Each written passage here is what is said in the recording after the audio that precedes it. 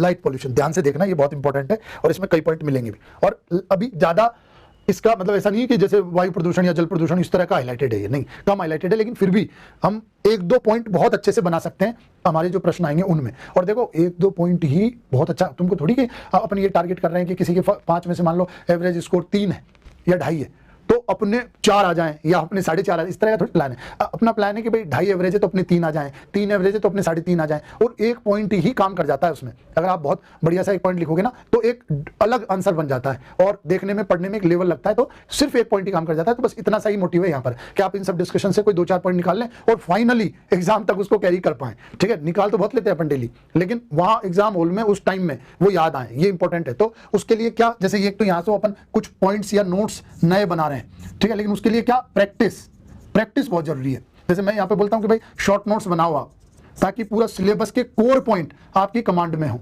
और प्रैक्टिस आप रेगुलर करो, रेगुलर या जितनी प्रैक्टिस आप कर सकते हो। जैसे हम लोग लाइव आंसर राइटिंग में डेली लिखवाते हैं और विद इन टाइम, ठीक है, with in time live answer writing में डेली टॉपिक पहले दे दिया जाता है, तो उससे क्या अभ्यास कर करके, और मतलब ये अभी 11 चल रहा है, ये मेरा अनुभव है, और आप और बच्चों से फीडबैक ले लेना कि 10 से 12 दिन में बच्चों का इंप्रूवमेंट होने लगता है, उन्हें कॉन्फिडेंस आने लगता है लिखने में। अब देखो जो उसको सीरियसली लेते हैं उस प्रोसेस को, तब ठीक है।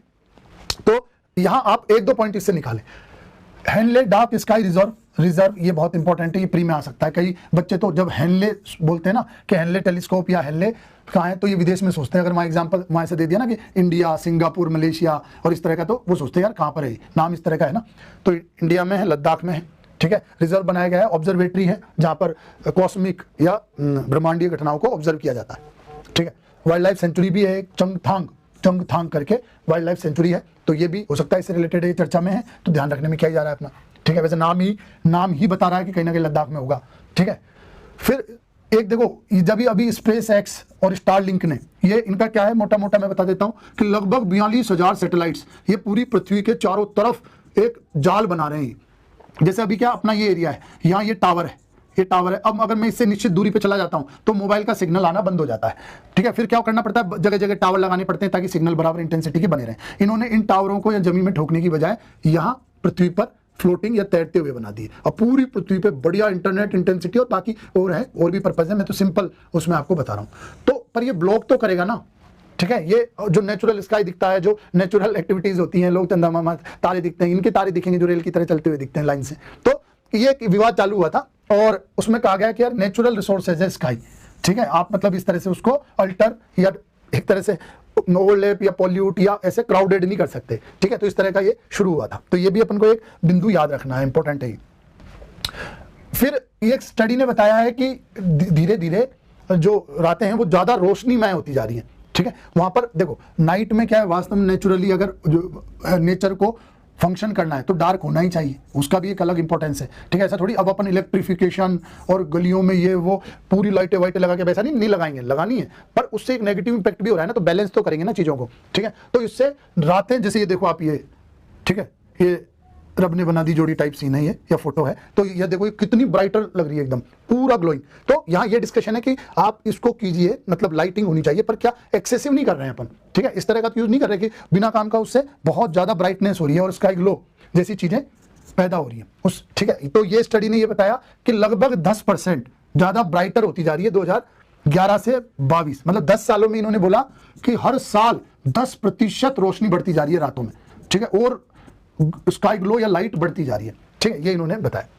क्या कंसर्न है भाई, बहुत सारे पक्षी हैं, बहुत सारे जानवर हैं, बहुत सारे इंसेक्ट्स हैं जिनकी लाइफ उस अंधेरे पे ही डिपेंड करती है, ठीक है। तभी तो नेचर ने उन्हें अंधेरे में देखने की क्षमता दी है, शक्ति दी है, वो अपने शिकार को देख सकते हैं, शिकार उनके लिए आसान होता है अंधेरे में, ठीक है। इस तरह की बहुत सारी चीजें उन्होंने बोला है। माइग्रेटरी बर्ड्स हैं, ठीक है, जो बहुत हजारों किलोमीटर चलते हैं, वो इस स्काई ग्लो से कंफ्यूज हो जाते हैं। इंसेक्ट्स हैं छोटे छोटे, उनकी एक्टिविटीज नहीं चल पाती। कई जगह बोला है कि फिश है ना, जैसे उन पे कोस्टल एरियाज पे कुछ मछलियां हैं, उनके अंडे हैं, तो वो नेचुरल प्रोसेस हैम्पर होता है, ठीक है, वो पक नहीं पाते या वो ग्रो नहीं कर पाते, ठीक है। स्लीप डिसऑर्डर होता है, अब हम लोगों को भी स्लीप डिसऑर्डर या बहुत साउंड स्लीप, एक गहरी नींद और ऐसा नहीं हो पाता है, तो ये सब उनके नेगेटिव है।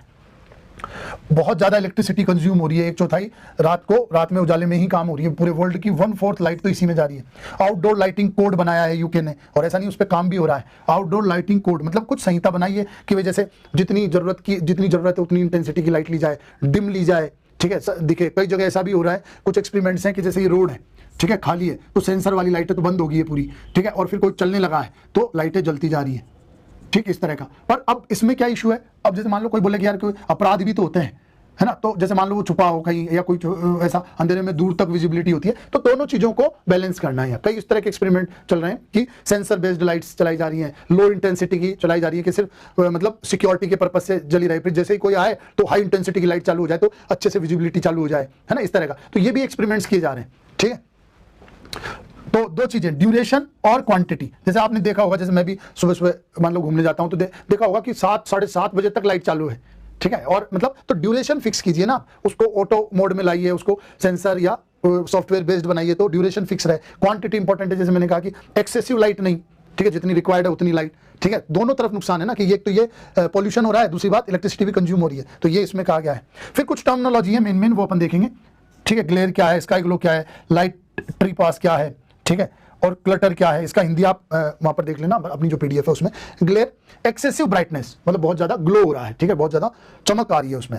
स्काई ग्लो देख लिया आपने कि जो जहां पर लोग रहते हैं, कॉलोनियां हैं, बस्तियां हैं, वहां पर एक डोम टाइप दिखता है, दूर से देखोगे ना तो जैसे ये दिख रहा है, तो ये स्काई ग्लो है, ठीक है। लाइट ट्री पास, जहां पर रिक्वायर्ड नहीं है वहां पर भी लाइट दी जा रही है। जैसे कई तो होटल्स होती हैं प्रचार विचार के लिए, वो आकाश में घुमाते रहते हैं इस तरह से, है ना, कई सारी, तो वो तो चलो उनका पर्पज है, पर एक्सेसिव लाइट भाई वहां उस जगह जरूरी नहीं है, पर वहां भी लाइट जा रही है और इस तरह का, तो वो ट्री पास बोलते हैं उसको, है ना, ठीक है। क्लटर है ग्रुपिंग ऑफ लाइट सोर्सेज, के कई सारे सोर्स, ठीक है, मिला के और लाइट बहुत शाइनिंग बना रहे हैं या इंटेंसिटी बना रहे हैं, इंटेंसिव कर रहे हैं। क्या ओवरऑल है इसमें, इस आर्टिकल से क्या ले सकते हैं, बहुत सारी, जैसे मान लो एक तो कोई पॉल्यूशन में आता है सवाल, तो ये नया आयाम ऐड कर सकते हैं, पर अभी तक हम बच्चों की कॉपी में नहीं देखते हैं, ठीक, तो ये नया आयाम ऐड कर सकते हैं। दूसरी बात, इलेक्ट्रिसिटी कंजप्शन, या खूब सवाल आते हैं ऐसे खूब कि ऊर्जा बचत, विद्युतीकरण, ऊर्जा बचत, इस तरह की चीजें, या एनर्जी एफिशिएंसी, है ना, इस तरह, तो वहां इसको एज एग्जांपल यूज कर सकते हैं। एक लाइन बनानी है पूरे इससे, ठीक है, हेनले अपन ने जाना तो ये प्री में खूब आ सकता है। फिर बायोडाइवर्सिटी या एनवायरमेंट कंजर्वेशन और बायोडाइवर्सिटी, इन सब में ये जो यहाँ पॉइंट्स हैं कंसर्न, उनको यूज कर सकते हैं। जैसे मान लो अभी जैसे जब ये कम्युनिकेशन आ रहा था, या जो 4G 5G आ रहे थे, या जब ये चलने वाले थे 2G 4G, तो लोग उस समय ही सोचो, आज प्लानिंग में ऐसा भी सोचते हैं कि यार ये गोरैया पे क्या फर्क पड़ेगा, मधुमक्खी पे क्या पड़ेगा, या जो ये इंसेक्ट्स होते हैं भौरे टाइप, उन पे क्या फर्क पड़ेगा। तो अगर इतना होलिस्टिक, या जो EIA बोला जाता है ना, एनवायरमेंट इंपैक्ट असेसमेंट, ये सच में अच्छे से होता तो आज बायोडाइवर्सिटी बनी रहती। ऐसा थोड़ी है कि हम यहाँ ये आर्टिकल ये नहीं बता रहा है कि आप विकास मत कीजिए, विकास तो कीजिए, पर उसके नेगेटिव पॉजिटिव पे बहुत अच्छे से चर्चा करके और ऐसी नीतियां बनाइए जो नेगेटिव इंपैक्ट को मिनिमाइज करे, ठीक है। यहाँ इसका ये कहना है, तो इस तरह का एक आर्ग्यूमेंट भी आप खुद में बना सकते हैं, कंक्लूजन बना सकते हैं इस आर्टिकल से, ठीक है। और ये इक्वेशन आप कहीं भी लागू कर सकते हैं जहां एक्सेसिव हो रहा है, ड्यूरेशन और क्वांटिटी, ठीक है। तो ये दोनों चीजें अपन इसमें देख सकते हैं। अगला, ये बहुत शॉर्ट है और सिर्फ हम चाहते हैं कि आप ये टर्मिनोलॉजी याद रखें। बेड बैंक NPA से रिलेटेड है, नॉन परफॉर्मिंग असेट्स, ठीक है। National asset reconstruction company NARC, ठीक है, NARC, ठीक। तो ये प्री में आ सकता है, 3 मार्कर में आ सकता है। हम जो बैंकिंग परफॉर्मेंस है, ठीक है, जो हमारे वित्तीय संस्थान का है, उसमें इस एग्जाम्पल को लिख सकते हैं, क्योंकि अभी तक हम लोग देखते हैं कि लिखते नहीं है। NPA लोग यूज करते हैं, कोई दिक्कत नहीं।